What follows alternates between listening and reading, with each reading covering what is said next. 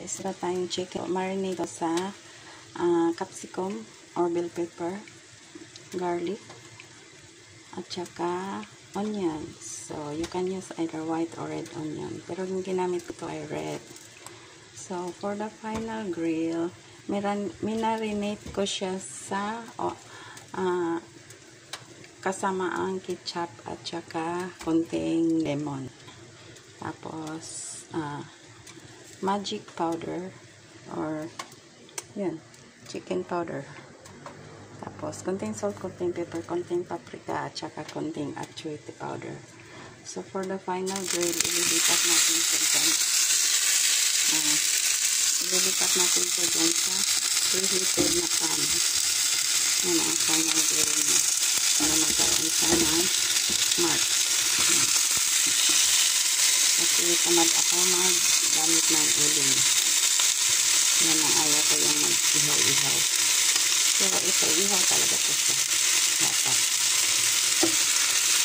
Pan-grilled na lang natin kasi tamad ako mag-ihaw-ihaw sa labas. Pero magagalit naman yung kapitbahay sa uso.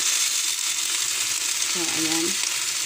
Ang partner natin ay bias. Sabaw ng bias. Bias ng baboy. Napit na maluto. So, ayun, nakapatay na yung apoy ko. Bali, ihit mo yung pan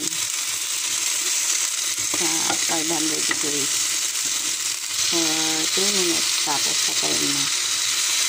Tapos, lagay mo na yung chicken. Ayun na, mark na guys. Bilis lang. From here, dito, at lipat na sa ibang pan. Ayun na. So, luto na siya. Waiting na lang sa kakain. So, takpan natin guys. Para hindi ma-dry up. Takpan natin. Tapos, itago ko na lang sa loob ng oven. Tago ko na lang siya dito.